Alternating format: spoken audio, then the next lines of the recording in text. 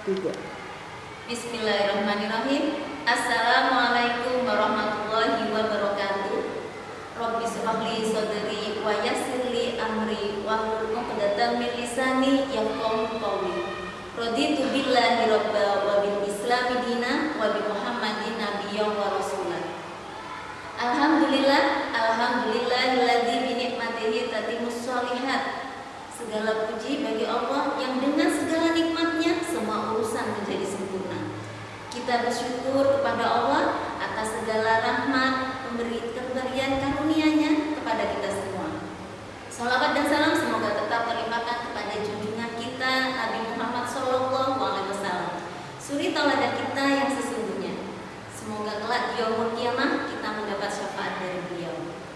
Perkenalkan, saya Yunita Handayani Setiawati. Saya peserta lomba mubalighah virtual utusan PDA Jember dengan nomor urut 11.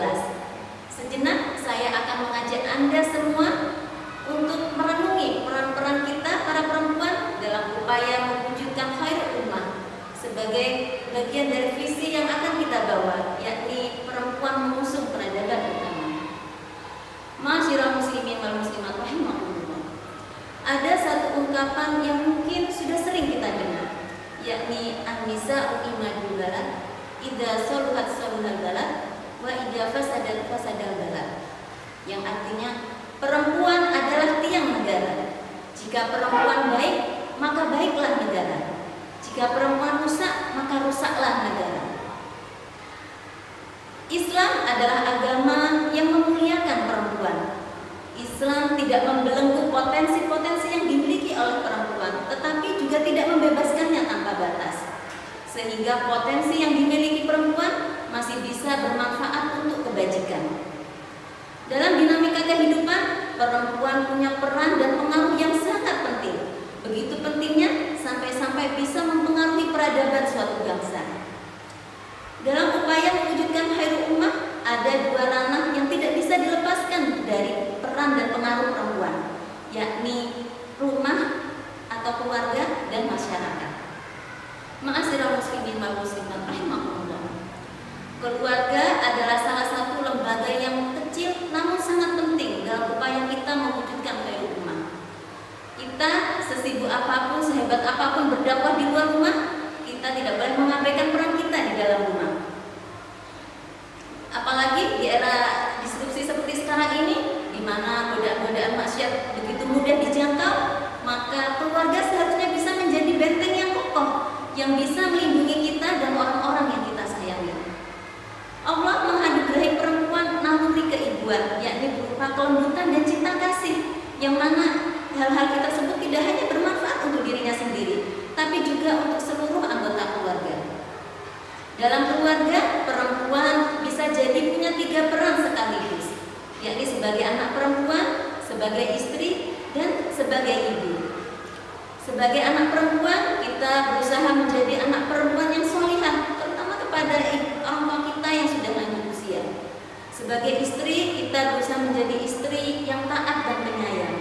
Kita berusaha menjadi istri yang sebagai partner yang baik, yang bisa memberi sakanah atau ketenangan bagi suami kita, sehingga kita bisa menjadi tempat berlabuh yang paling nyaman bagi suami kita. Insya Allah, kehormatan suami istri akan tetap terjaga dan kebahagiaan rumah tangga akan terwujud jika kita benar-benar serius mengaplikasikan ajaran-ajaran Islam dalam keluarga kita.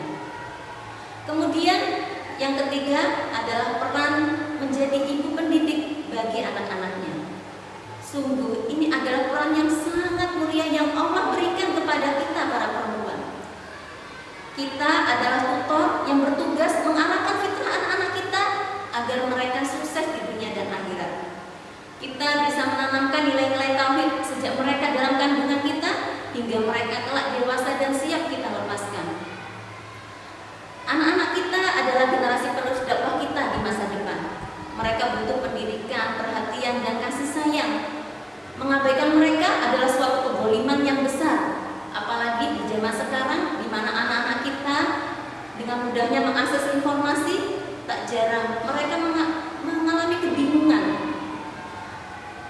dalam proses mencari kebenaran. Lantas, pada sosial media yang tak jarang memuat informasi-informasi hoax, atau pada teman-teman mereka yang sebenarnya sama bingungnya dengan mereka. Wa iyyabillahi min dzalik. Tentu kita berharap anak-anak akan berlabuh pada kita. Tentu kita berharap anak-anak kita menjadi generasi-generasi yang solih, mandiri, dan unggul di setiap zamannya, bukan generasi-generasi yang tergilas oleh zaman. Dan harapan-harapan itu akan terwujud jika kita benar-benar sungguh-sungguh memberi mereka perhatian, pendidikan, dan kasih sayang, terutama dari kita, ibu-ibu mereka. Ma'asyiral muslimin wal muslimat rahimahullah. Setelah perempuan mengayomi keluarga, lantas apakah tugasnya sudah selesai? Belum. Perempuan masih punya tugas untuk berdakwah di luar rumah. Kita sebagai kader Aisyah, sebagai bagian dari organisasi keperempuanan yang sangat besar, punya pengaruh dan peran yang sangat penting dalam upaya mewujudkan khairul ummah. Sejak awal berdiri pada 19 Mei 1917, Aisyah sudah banyak melakukan amal-amal solih yang bertujuan untuk mengangkat harkat dan martabat perempuan serta memajukan masyarakat. Kita sudah terbiasa melakukan kerja-kerja sosial, baik di bidang dakwah, pendidikan, kesehatan, bahkan ekonomi, tanpa melupakan jati diri kita sebagai muslimah yang beradab dan berwatak wasatiyah. Hingga kini Aisyah sudah mempunyai 22.000 PAUD atau TK, 12 perguruan tinggi, dan 19 rumah sakit. Alhamdulillah, sungguh karena pertolongan Allah lah kita bisa mewujudkan semua ini. Sebagai generasi muda penerus dakwah Aisyah, tentu kita bersyukur atas pencapaian semua ini. Tapi kita tidak boleh lengah dan berpuas diri, karena tantangan kita di masa depan akan jauh lebih berat. Saat ini kita menghadapi dua situasi sekaligus. Yang pertama, kita menikmati berbagai kemudahan dan kemajuan teknologi. Akan tetapi, di sisi yang lain, kemajuan teknologi ternyata membawa masalah-masalah sosial yang tidak sedikit, terutama bagi perempuan dan anak-anak. Maka disinilah kita, kader-kader Aisyah, harus bisa tampil membawa solusi. Ilmu pengetahuan, teknologi, dan berbagai kemudahan yang kita nikmati seharusnya membuat kita semakin berpacu untuk melakukan kebaikan. Seharusnya bisa membuat kita lebih kreatif, lebih rajin dalam berdakwah, sehingga bukan hanya Islam berkemajuan yang kita capai, tapi juga Islam yang berkeunggulan. Ma'asyiral muslimin wal muslimat rahimahullah. Dalam Quran surah Al-Imran ayat 110, Allah berfirman, A'udzu billahi minasyaitonir rajim. Kuntum khairu ummatin ukhrijat lin-nasi ta'muruna bil ma'ruf wa tanhauna 'anil munkar wa tu'minuna billah. Yang artinya, kamu adalah umat terbaik yang dilahirkan untuk manusia, menyeru kepada yang ma'ruf dan mencegah dari yang munkar, serta beriman kepada Allah. Jadi kita, umat Islam, sebenarnya punya potensi yang sangat besar untuk menjadi khairul ummah, umat terbaik seperti yang Allah janjikan dalam ayat ini. Asalkan kita mau bersatu, bekerja sama, saling membantu, baik laki-laki maupun perempuan, serta beramar ma'ruf nahi munkar, dan tentunya semua amal-amal soleh ini kita lakukan dengan dasar keimanan kita kepada Allah Azza wa Jalla. Laki-laki bisa menjadi pemimpin yang baik dan bertanggung jawab, baik di keluarganya maupun di masyarakat. Kita para perempuan tidak lupa dengan tugas-tugas kita di dalam rumah, baik sebagai istri, sebagai ibu, sebagai anak perempuan. Dan ketika kita keluar rumah, kita peduli dengan keadaan masyarakat sekitar dan bisa tampil membawa solusi.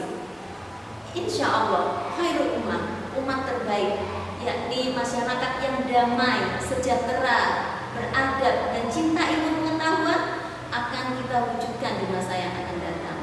Semoga Allah memberi kita kemudahan, petunjuk, dan hidayah.